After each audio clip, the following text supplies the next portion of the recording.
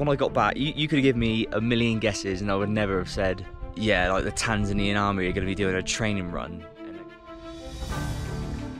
This water here has got to last us 2 days as well, because there's no water beyond this point. And I feel quite anxious, my anxiety's gone up. My heart rate feels quite high. It's fucking Hadson always says you got to respect the mountain. It's like I wasn't respecting the mountain enough. And I fucking paid the price. Yeah, they were right, like obviously I can't do this. Like, I'm going to attempt to make the very first YouTube video of its kind. I'm going to attempt to climb Kilimanjaro unsupported. That's to say, I'll have one guide, but I won't have any porters to carry my water, food, gear. So I'll be carrying a bag at about 24 kilos. It's going to be quite a good video, I think. It's going to be an interesting one. So today I went to Arusha town and with my guide and just got some last minute bits. I needed like a SIM card and pin for blisters and some just like final bits like that really. So yeah, all set for tomorrow. So I shall see you guys then.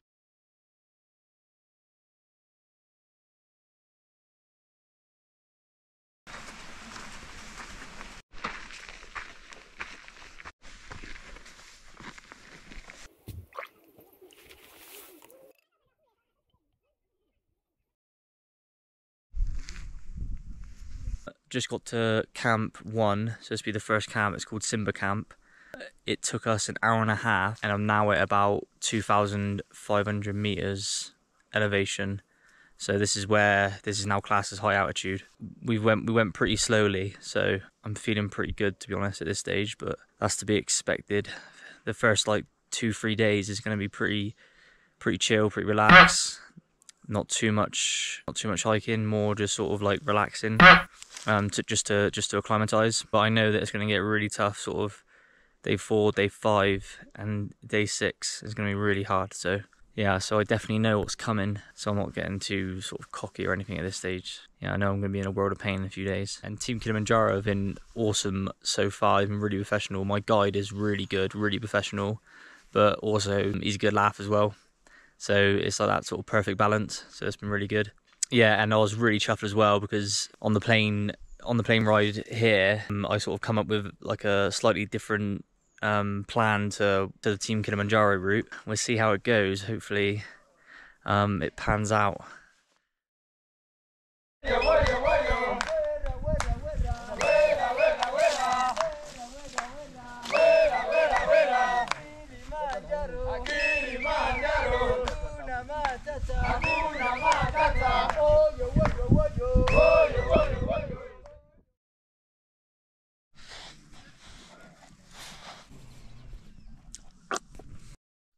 Up at 6 this morning to start day 2. Sun's out, should be a good day. I've picked a bad breakfast this morning. It's baked apple and porridge, and I'm really having to force it down. You win some, you lose some.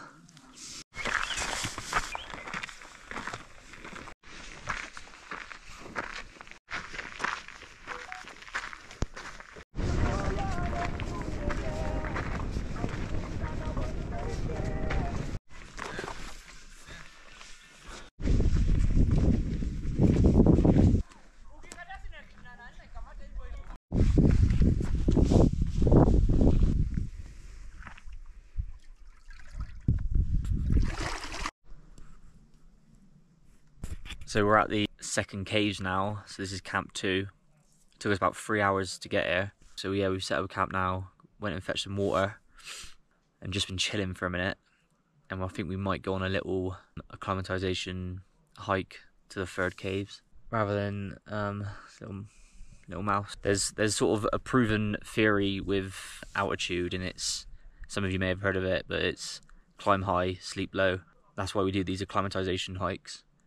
So we climb high, go up the mountain, put your body under loads of stress, and then retreat back to camp down at a lower altitude, and that's where you rest and you can recover, and your body can make those, it can adapt to the high altitude. So that's the part where you'll sort of become stronger and how I look at it, it's a bit like when you go to when you sort of work out at the gym or you exercise. It's not the exercising or the lifting weights that makes you stronger, it's the recovery. So that's why we go to the higher altitude, and then we retreat back to camp, and that's where we recover. But then we would have reached those sort of like higher altitudes, which would have sort of got us ready for the following day. Yeah, so this is where my part of the plan comes into it. So rather than carrying on past second cave and sort of getting that elevation with the big bag and carrying on, we're stopping here for 2 nights and then just doing a little acclimatization hike to the third cave. So just gain that bit of elevation, then come back down, and then tomorrow an even bigger one, another acclimatization hike to Tarn Hut, which will take us up to, so we're about 3,500 meters now. Tarn Hut is 4,700. Rather than sort of carrying the heavy bag like all the way around and a bit more direct, so I sort of set up at camp 2, and then I can do this kind of like do these acclimatization hikes, come back, and then I can take this real more sort of like direct route to the third cave and kind of cut out all what was originally planned on the Rongai route. This means that I'm carrying my heavy bag less, but I'm also acclimatizing better. So that was my brainchild, so I'm pretty chuffed with that. Pretty happy with that. I just want to touch on like the doubts that are creeping in. That's my biggest nemesis so far. Even before the climb, it sort of, you get like the comments and that. Like I said, this isn't really for you know, John from TK said this is more for sort of soldiers, alpinists, mountaineers, endurance athletes, people used to being at altitude. And there's only a handful, like I said, there's only a handful of people that attempt it, so definitely out my comfort zone and sort of really don't know what's going to happen.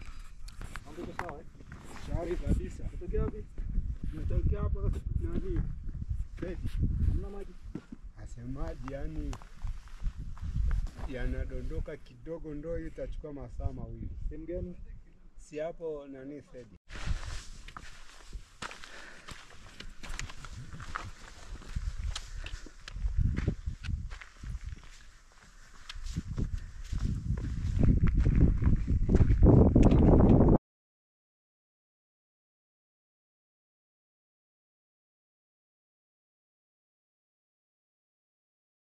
Okay, so this is day 3.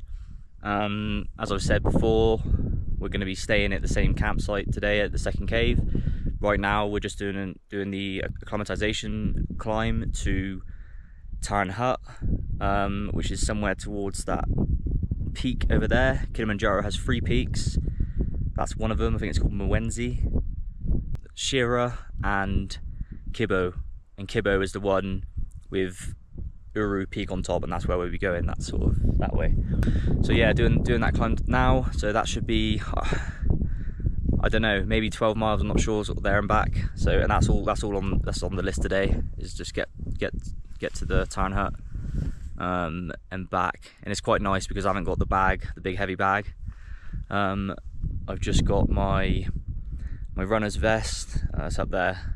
Because we're just having a quick break. So yeah, it's much lighter, and it's quite nice.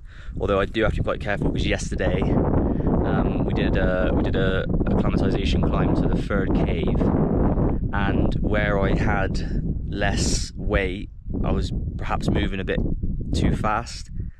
So I had a banging headache when I got back, and Hudson, my guide, he said that's probably why. It's because we climbed a little bit too quickly. Just where I was a little bit excited, didn't have that bag on the back. So yeah, definitely got to learn from that today. Take it steady. I'm constantly trying to take it steady. It's harder than you think. If you're used to walking quickly, it's actually, you got to constantly remind yourself like steady, because you can, especially without the weight, you can feel like you can do more, but the mountain will get you later. That's the thing. It's like you feel all right, but it will get you, like it did yesterday with me. I had a banging headache, but nothing. A bit of ibuprofen and some food and just a bit of chill time didn't sort out. So yeah, all good.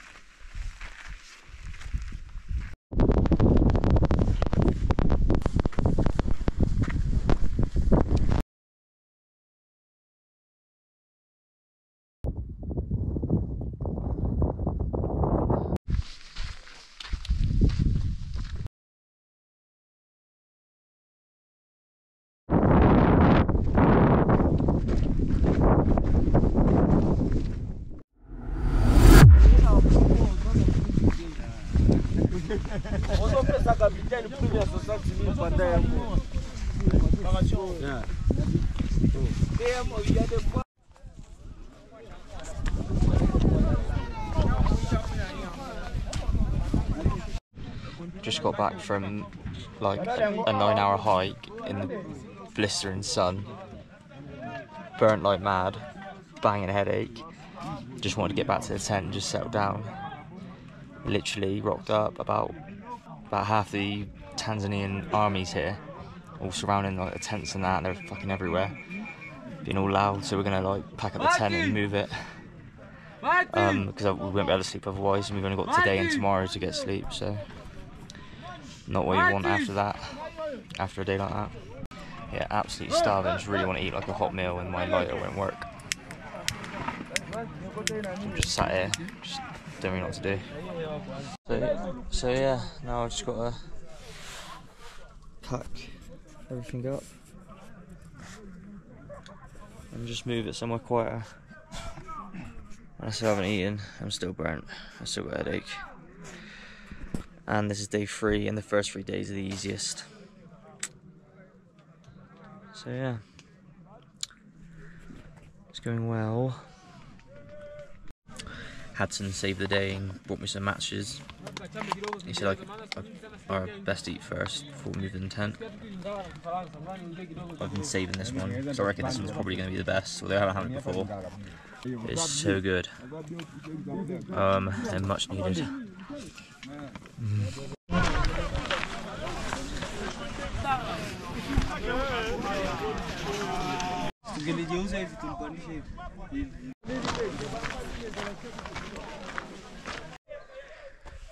You literally cannot write it. So we moved the tent, and then the captain comes over and was like, yeah, you can't have it there actually, because we're gonna be here as well. So we had to move it again. And then he was like, oh, can I have a photo with you? I was like, oh, yeah, all right. And then it just went on and on for ages. Loads of them kept coming over, and we were just having like this massive photo shoot, basically. All of them taking turns having photos and group photos. I was so like exhausted. You can see how sunburnt I am. I was so exhausted and done in. And after that, a situation ended up like perking me up. So it's crazy how that sort of situation just sort of like turned. It's just funny. I was just laughing. Like it was just, oh yeah, it was pretty cool. It was quite a cool experience.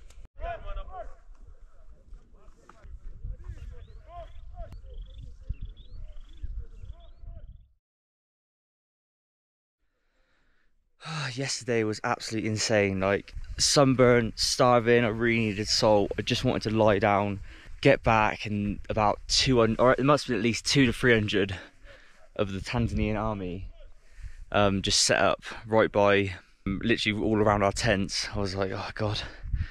And even my guy was like caught a bit off guard. He handled it so well.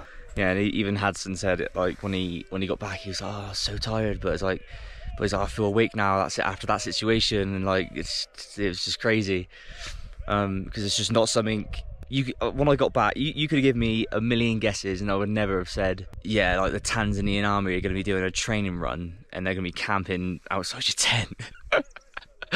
It's just not, I would never have, yeah, not something you expect. So yeah, that was a bit of a curveball. Oh, and then so they had no tents or anything. They've gone to this camp for one night, and then they're going straight to the summit, and they've got no tents. It is mad, but they've made a load of fire. When we first got here, we thought, Hudson thought, oh yeah, they're here to put out the fires, because I don't know if you've probably seen from the footage, but there's been loads of wildfires here, and I thought, so we thought, oh yeah, they're here to help put out the rest of the fires and that. And then literally they've got it, and all they've done is just made a boatload of fires dotted around everywhere to try and stay warm. But unfortunately for Hudson, I wasn't too bad for where my tent was. His was a bit closer. Mine's a bit more sort of covered by these rocks here, but he said he was up till 4 AM because the smoke was blowing this way and it's going in his tent. He said he could barely breathe. That sucks. That does suck for him. But I'm burnt to bilio this morning, today, and that is really quite annoying. Pretty disappointed in myself that I didn't take the sun cream with me. Yeah, it's supposed to be raining. It's supposed to be, all these first 3 days were supposed to be pissing it down every day, and it hasn't. And it's a mistake that I've made, and it's cost me a bit because now I'm burnt. and I really don't want my body to be having to concentrate on sort of repairing sunburn. It should be concentrating on acclimatizing. So I don't know if it make a huge difference, but yeah, it's a bit of a bummer. So today I'm just going to cover up. That's why we got up at 5 o'clock this morning. We're going to beat the hopefully beat the sun. It's just coming up now. Try and get to the third cave. I don't know if we're going to do a acclimatization hike after that. I might just chill because I think we need to relax a bit. We'll see how it goes. Oh, and then we've got the added issue of there's hardly any water at the third cave, so we need to sort that out as well. Hopefully we'll be able to get some water. That's a bit touch and go on that one. So yeah, I'll let you guys know how it goes. I'll let you guys know how it goes.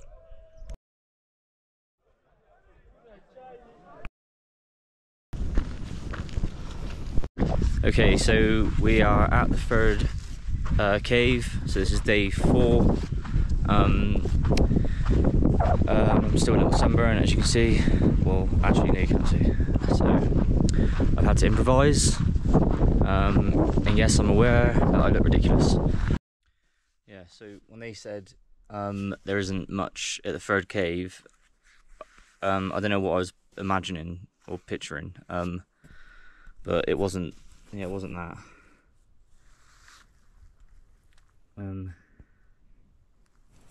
Yeah, I mean that is literally next to nothing. So, and that this from here on, this water here has got to last us 2 days as well, because there's no water. Actually, today, tomorrow, 2.5 days, because there's no water beyond this point. So yeah, hopefully that puddle will be enough. Keep us going. Happy days. It was lucky we did get here before the army, because that would have literally, well, they wouldn't have been able to. Christ, how are they going to survive?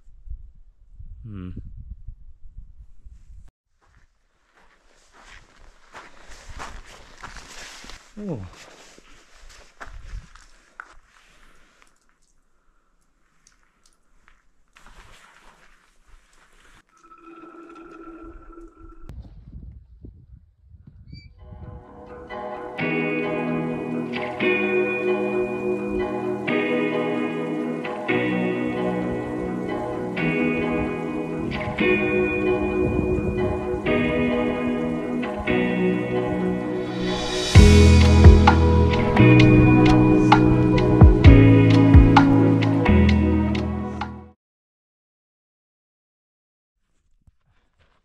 Nani tu hamna shida, ustawi kujua.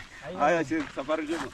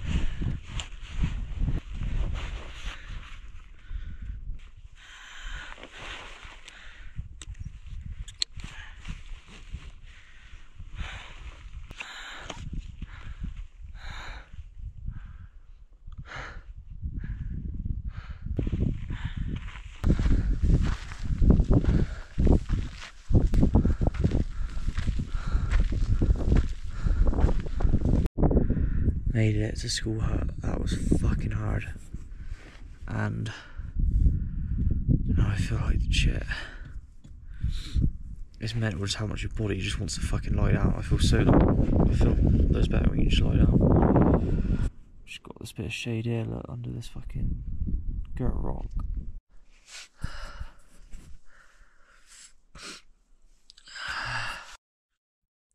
Can't describe how much when you've gained a bit of elevation, I can't describe how much your body just really wants rest.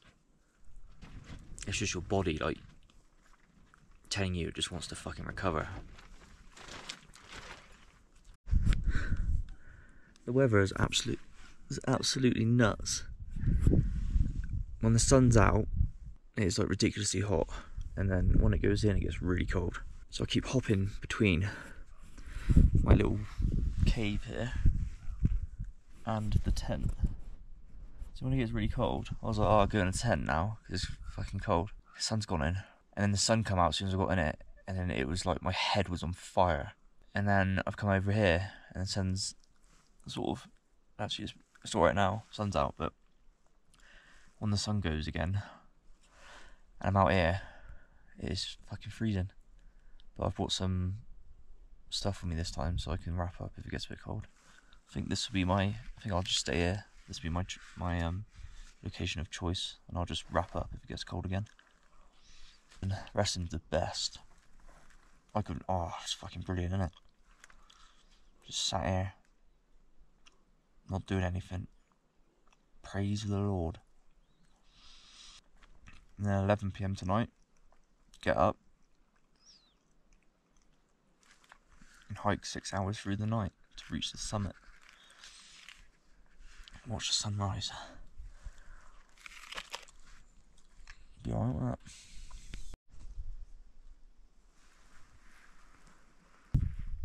I'm still alive, actually. Led down under that rock for about 2 hours, and I don't feel better, which is a little bit concerning. And I feel quite anxious. I feel like my anxiety's gone up. My heart rate feels quite high. I just feel rough.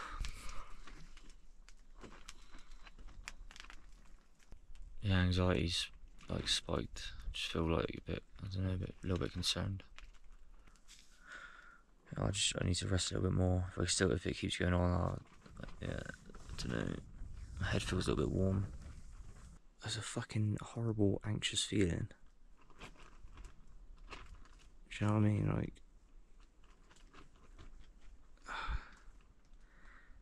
you feel like shit. Your heart's beating like really quickly. I don't mind feeling like shit. I just don't want anything like bad to happen, because that'd be really crap on it. I could be like another hour or so hopefully I perk up. Like you say, my head's feeling fucking hot. This is cooling it down though, so that should make me feel a bit better.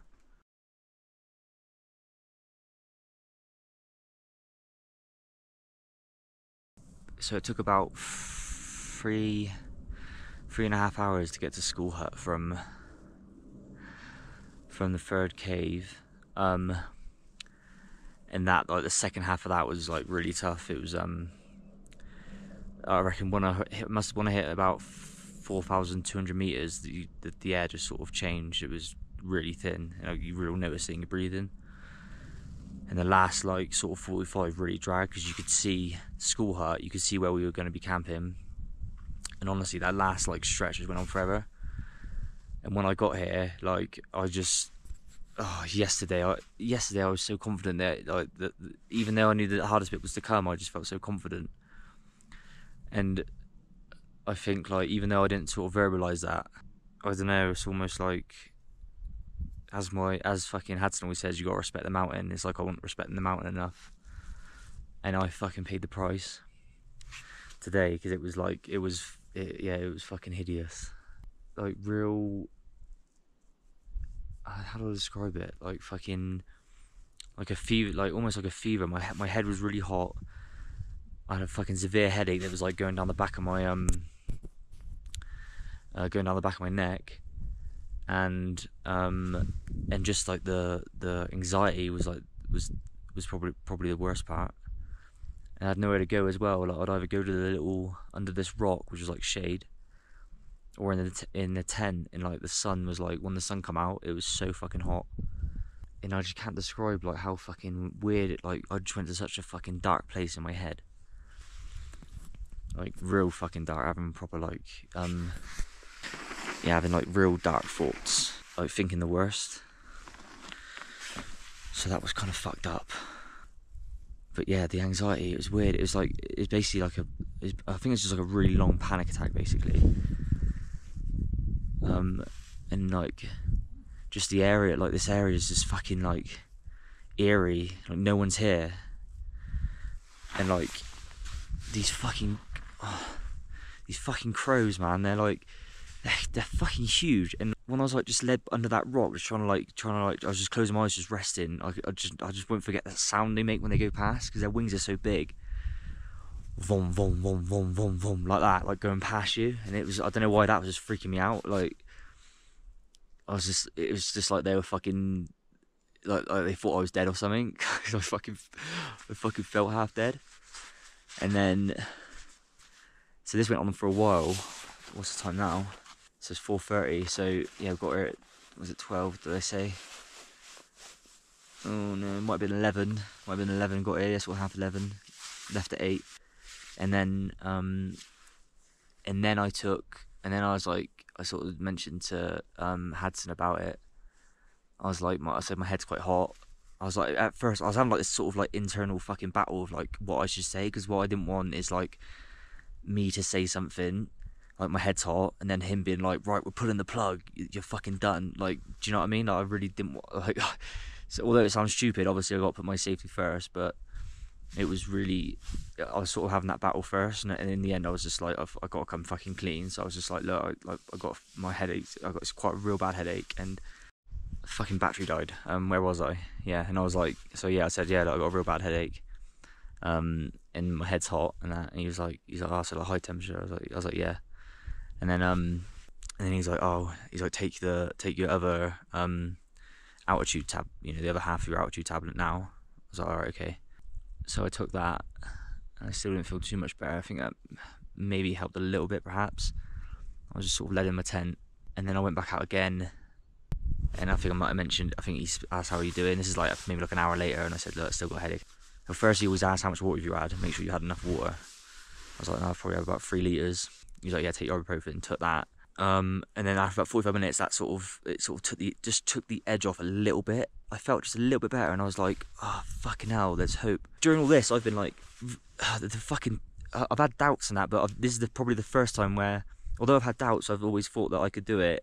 This is the first time where I thought, oh my God, like, this is, yeah, they were right. Like, obviously I can't do this. Like, obviously this isn't, I shouldn't be here. So yeah, I started to feel a little bit better after that ibuprofen. Oh, that's just give me that little bit of hope. And then I started to feel a little bit better, and then I went outside to Hadson, opened up a bit. I was like, I said, is like anxiety, like, you know what anxiety is? He's like, yeah. Do you can that be like a side effect? He's like, yeah, that can be a side effect. And then he just broke everything down, and it honestly, like, that conversation just made me feel so. I think because the drug sort of took the edge off the actual physical pain, like the headache and things. Like, that conversation just fucking squashed that anxiety that I had. I wish I could remember it all to tell you. At first he sort of did. He's like, anxiety. He's like, oh, anxiety about what? Like lifting the bag or whatever. I was like, a lot worse than that, like something real bad happening. And he still didn't quite know. And I was like, look, basically like HACE or HAPE or something like that. Pulmonary edema or cerebral edema. He's like, you've read about this? And I was like, yeah. And he just kind of broke that down. He's like, look, like I'm training all this. Like, even if you didn't tell me, I know what to look for. He's like, so there's just no, like, you just don't worry about that. Like, that's sort of, you haven't got to worry about that. So that was really cool. And we were just talking about like the headache and yeah, he just kind of like just broke everything down, explained everything, and that was like, we just had a real good conversation about it, and that made me feel fucking so much better. I can't believe, like, yeah, it did a world of good. So yeah, and we sort of talked about tonight's plan. It's basically we're going to get up at midnight because he wants me to have a bit more rest. So we're going to get up at midnight, and then by 1 o'clock we want to be on the road to Uru Peak for the summit. So yeah, I'm feeling pretty good about it now. I feel like better about it than like earlier. I was just, yeah, like I said, in the fucking right old state. I'm gonna have something to eat now probably. So yeah, good to get that off my chest.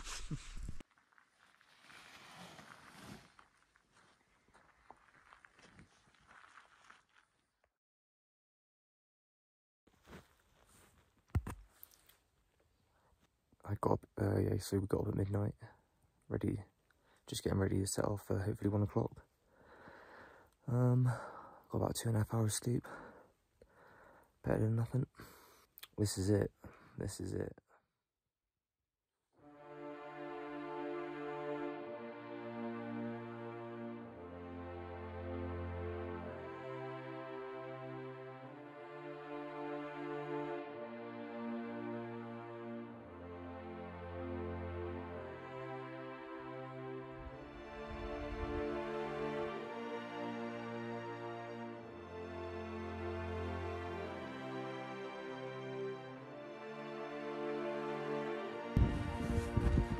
almost there.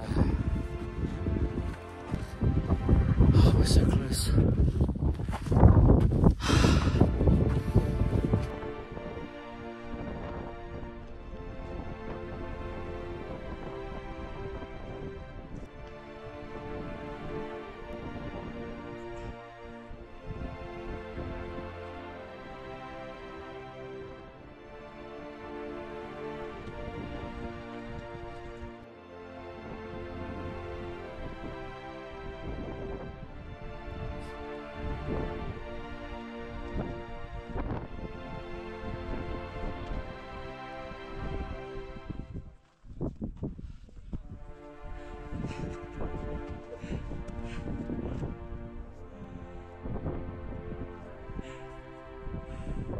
Fucking hell.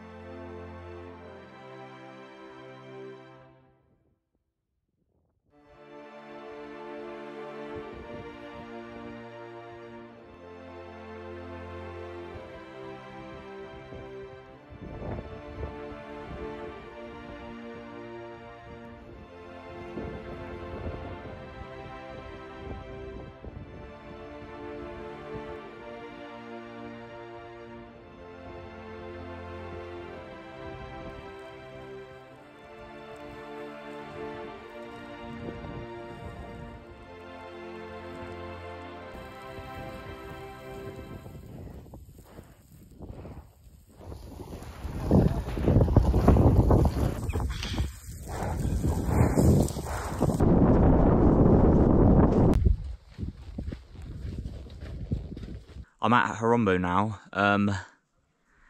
and I thought I'd give you a bit of a breakdown on sort of like how last night went. Obviously, I didn't really get any footage of us making our way to the summit. It was just too, I was in such a, it was too much. I was in such a state, and it was way below freezing.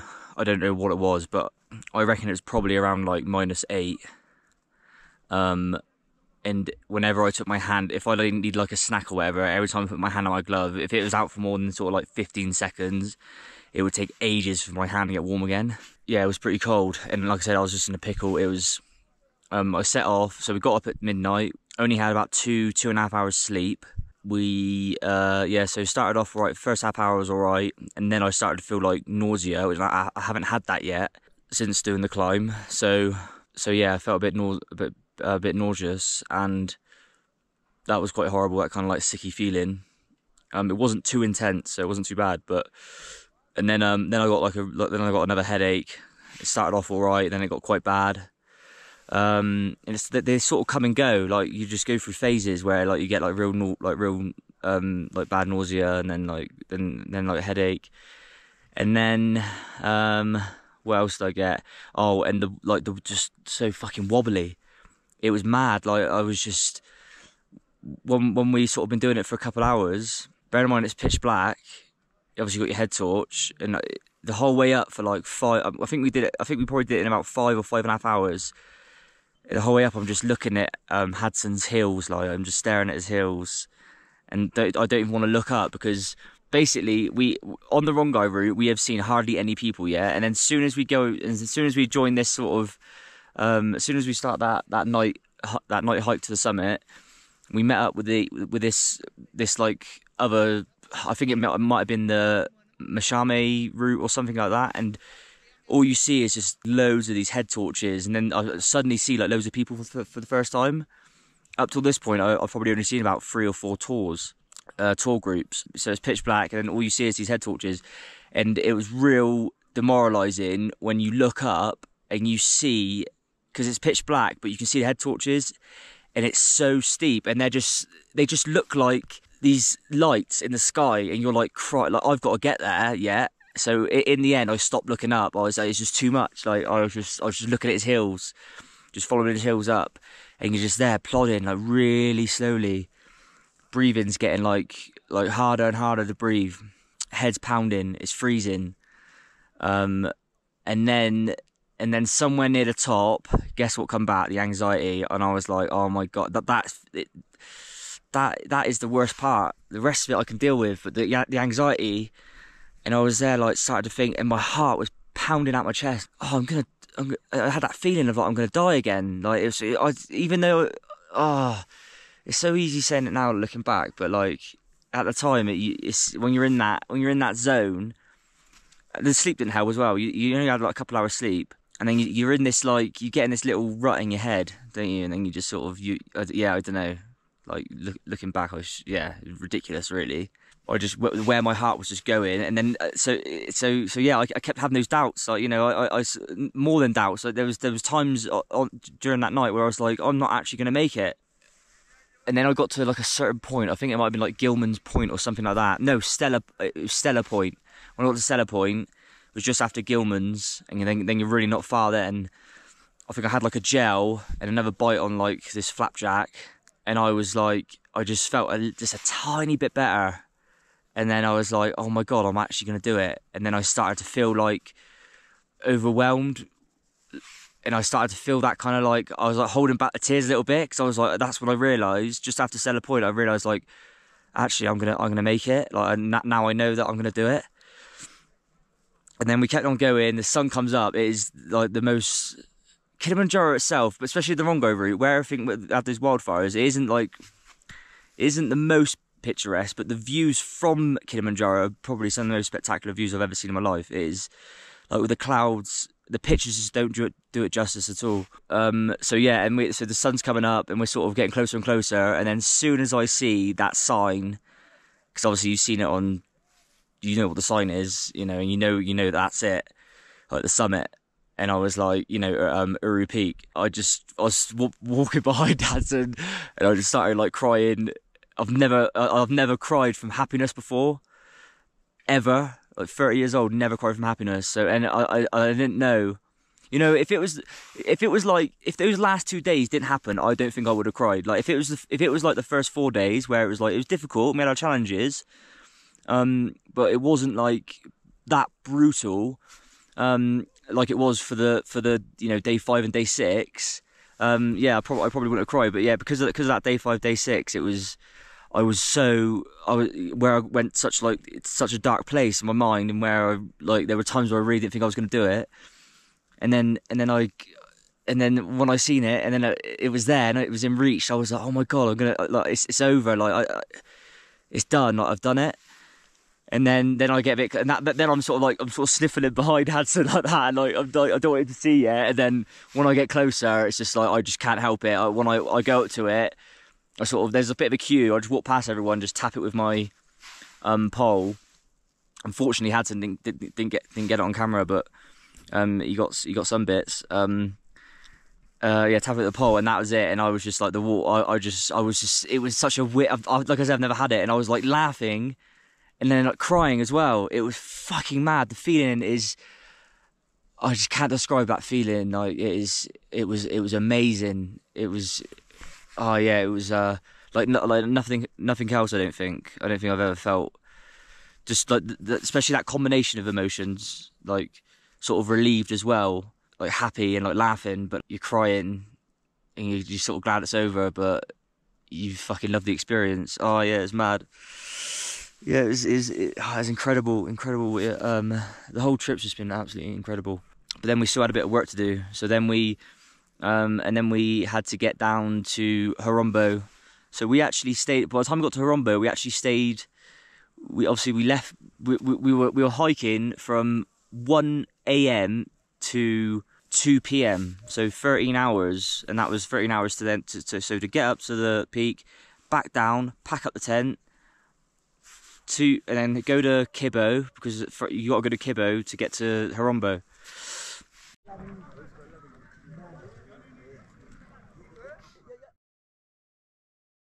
Yeah, just started the 12-mile trip to the gate where we'll get picked up. I had some things to take about 6. I reckon we do it less than that. It's all downhill, so we haven't got to go poly. I just love the porters here. They're all so friendly, and now I know a few of them. steady passing me. They're like, hello, do you remember me? I'm like, yeah.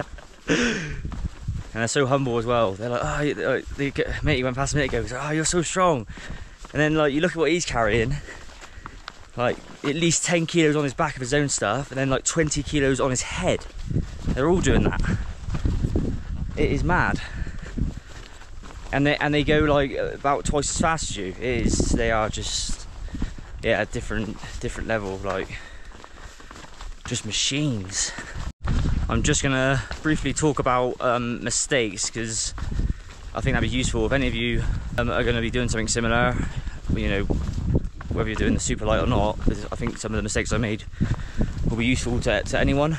One, I would say that on the third day when I forgot that sun cream, that was ridiculous. Food, I bought, so over the 7 days you'd have 6 dinners, because obviously on the last day you'd be back by dinner time. 6 dinners, so I only bought 6 of those hot meals. I would have probably bought maybe just 2 or 3 more for lunch, maybe only 2. Just 2 more. Just needed a little bit more on a couple of days. Just need a little bit more, just a little bit more salt rather than those sort of like sugary snacks. Another one was on day 4. I knew I had the 2 hardest days to come, because I got to day 4 and I was feeling okay. In my head I was really underestimating them, and that was a mistake. I was thinking of too far ahead, thinking that it was already in the bag. So that was when I got to day 5 and I started having those panic attacks, and that hit me like a ton of bricks, because I wasn't mentally prepared for it. So that was a mistake. So yeah, definitely just never underestimate any of the days. None of the days went how I thought they would. You know, the easiest day was probably day 4. I thought that would have been one of the hardest. That hadn't been one of the easiest. Day 3 was up there, one of the hardest. That hike when we come back to the camp, all the military personnel were there. That I thought would be one of the easiest. So yeah, don't underestimate. Oh, and I relied heavily on this weather app. Paid like £4 for it. Thought it'd be pretty good. It was the most incorrect weather report I have ever seen. It was not even a little bit close. It said it was gonna be raining for the first 3 days. It said daytime temperatures were gonna be 8, and then nighttime temperatures were gonna be like similar, and that was, I should have guessed then that it would be wrong. So yeah, I would say just pack for all weather. Pack, like, just, I didn't bring any shorts. I'm in my waterproof trousers, but they are breathable ones. They're like soft shell waterproof, so it's sort of like this in between. So they actually weren't too bad in the end, but definitely pack. Don't listen too much to the weather report, just pack for all weather, basically. Because supposedly the weather's really unpredictable here, but that's probably one bit of luck I have had, is it literally has been sunny every day, other than obviously that at night when we went to Uru Peak it's freezing, but the weather hasn't really changed much, which apparently is really quite rare. Bringing just one lighter was a mistake. That broke on like day 3, so I had to keep borrowing matches. I would say probably just bring matches and just make sure you keep them dry.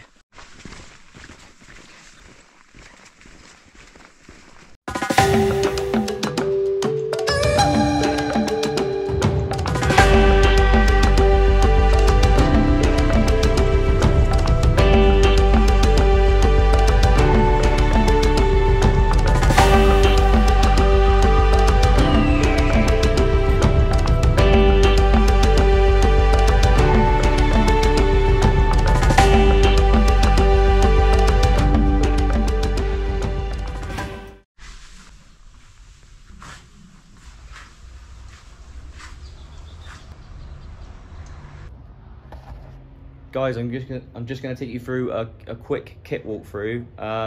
So yeah, let's just get through this. I think this might be quite helpful for some of you. Sleeping bag, that's not the one. I actually borrowed the sleeping bag from TK. Harrier running vest is only 10 litres, but that was enough for me for the day hikes. You might want to take something bigger than that. Running poles, they are essential, I think. They really help you propel up the mountain. Both of that's from Harrier, a great little independent company in the UK. Highly recommend. Zero shoes. I need them because I'm flat-footed and I've got bunions, so they got a wide toe box. Zero boots as well. I want a different. I wanted more than one pair because I wanted to definitely have dry feet on summit night. Grail bottle, that stopped working at high altitude really. It's not that it stopped working, it's just that it become really difficult to use, and so yeah, maybe you want to try something different to that. Harrier water bottles, and 2 that I picked up from Tanzania, because I needed more water capacity. A shake there for my breakfasts because I have meal replacement. Insulated pad, that's obviously essential. And then I had these little dry bags that I would use to keep everything organised and also dry as well. So I had gloves and I had like bedclothes in there, and pretty much the majority of stuff all went in this big one anyway, inside the bag. It just keep everything dry. Last thing you want is everything getting wet. This is my 75 litre Gregory Baltoro bag. 75 litres for something like the super light is a great size to have. There's a rain cover for it. 2 lightweight shirts. I've got the Montaigne t-shirt and the Montaigne long sleeve. These are waterproof. They advertise it as like a hard shell / soft shell pants. They're pretty good actually. So that's the only pants that I took. I didn't take any shorts or anything. Merino wool thermals for bedtime and summit night. Merino wool boxers. A hat. This ended up being one of the best bits of kit I had actually. I got this for free from Harrier, and this inside here was the only thing that felt nice against my sunburn. So yeah, that ended up being a great bit of kit. Knee brace I didn't need it in the end. Money was fine. Fleece, North Face raincoat, both North Face. Yeah, does the job. Waterproof socks, they're like Gore-Tex waterproof socks. Something you could. I didn't use them because, like I said, it didn't rain, but they can be good sometimes. And these like skiing gloves. Cedar Summit, 1.2 litre pot for boiling your water. Pocket rocket, stove, that was enough. This was plenty actually. I had 6 hot meals and 8 hot meals altogether that I made, and a few cups of tea as well. So yeah, how big that is, that size. All this is Cedar Summit utensils, that all goes in there. This goes underneath that for balance. It's a good bit of kit. Sunglasses, that's also really important. Certificate when you complete it. Thought I'd put that there because I'm really cool. Here's some of the snacks: Serene, Grenade, My Protein Flapjack. That's got like 340 calories. That's really good. Trail mix for the mornings. I had this meal replacement from Huel for 4 of the mornings. Energy gels, and then here's the first aid kit and electrical items I put in here. It's blisters, first aid kit. That's some K-tape that I also use for blisters. Obviously I didn't really need much of it, my feet were fine. Ibuprofen, I also took Diamox for altitude. Toothbrush and toothpaste. Sun cream would have taken a bit more than that probably. That just about lasts me. The lip balm, that's essential. And some little needles as well, just because if I did have blisters, I would need to pop them. And these are my 2 power banks. This is a good one. This is from Anchor. They're a really good company, quality products. That does 3.5 charges on an iPhone. That does 1 charge on iPhones. That was plenty. These are my head torches. This one I borrowed off my brother. This one's mine. They're chargeable. That was a bad idea. Don't do that. Take a head torch that has batteries and then take spare batteries. That's the best way to do it. Go for batteries. These bags for like trash and things, I would have took maybe the bigger ones, but took like 4 or 5 of them. Tissue, I took 3/4 of a roll. That was enough. I would have probably taken more, because if you do get the sniffles, you will need a more toilet roll than that. This for digging holes for toilet time, but I didn't actually need that because they have toilets at every camp, so that didn't get used at all. I took 3 pairs of socks. Lightweight, these are sort of medium, and here's like the winter ones. These ones here are Bridgendale from Go Outdoors, and honestly they're great. They're like part merino wool, and they do the job. These are like the darn tough ones, they're expensive, and honestly I don't really notice the difference. Oh, and bug spray as well, because in the jungle at the start there'll be bugs. So yeah, that's it done. I'm back at the hotel now, and so this is the day after I summited. So yeah, it's been real nice to sort of like chill and relax. Had a really nice, probably one of the best massages I've ever had today at this hotel. This part for me is sort of part of it. Like I really look forward to this when I'm sort of doing something like hiking up Kilimanjaro and I'm in a world of pain. This is something that I think about, and it helps me get through it, because I knew that I had this hotel lined up, and I knew that the pain wouldn't last forever, and I could you know, I'd be getting a massage and sort of be able to eat what I want, drink what I want, and really enjoy it. So yeah, this part of it is all part of the experience as well for me. So yeah, thanks for watching everyone, and I hope you've enjoyed what I've had to say. I think it's been a little bit different, so yeah, hopefully you've enjoyed it. So yeah, thanks for watching, cheers.